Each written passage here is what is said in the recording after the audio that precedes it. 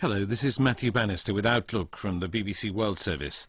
Today we focus on Malala Yousafzai. She's the 14-year-old blogger from Pakistan's Swat Valley who was shot in the head on Tuesday by the Taliban.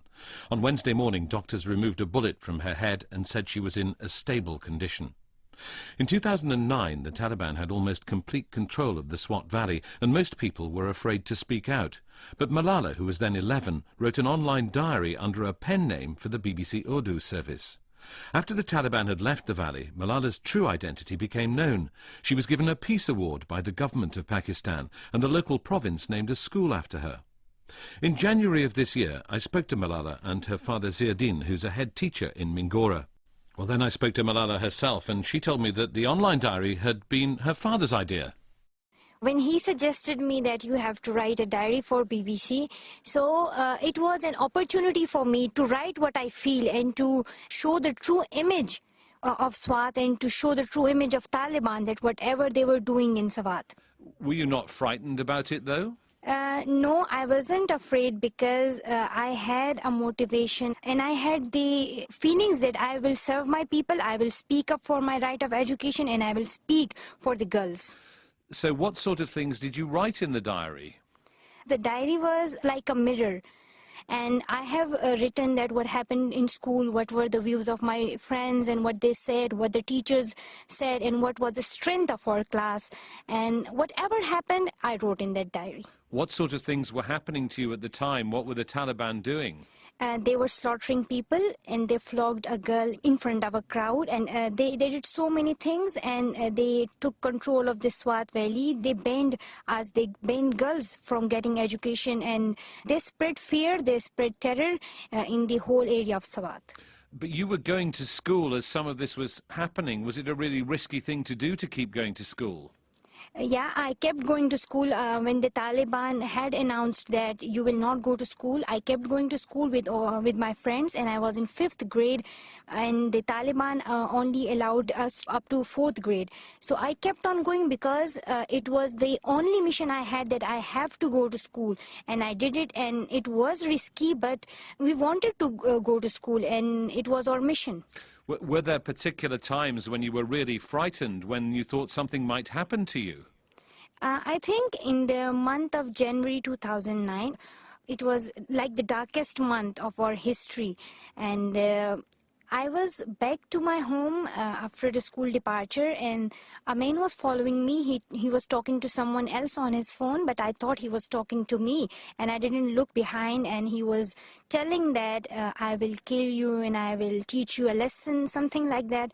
And I just rushed to my home, and he just passed, and I looked back, and I saw that he was talking to someone else on his phone. So it was a climax of fear there.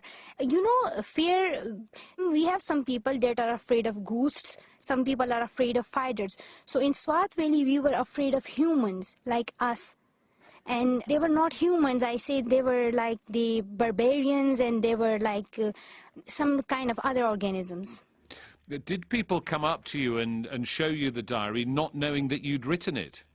Yes, so many people shared it with me, and one of my friends, she said that when I read that diary, I just knew that you wrote it, because all the stories, all the experience we both had in the school, and the stories are true, and I know that you have written it. So I told her that, yes, I have.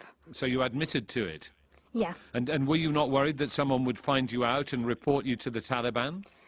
I think that in that time we thought that Taliban did not had access to internet, and they came from mountains. So it was not a big deal. And if I lost my life in speaking up for the rights of the girls, it is not a big deal for me. You had to move with your family away from Mingora when the army came along. Was that a very difficult time for you?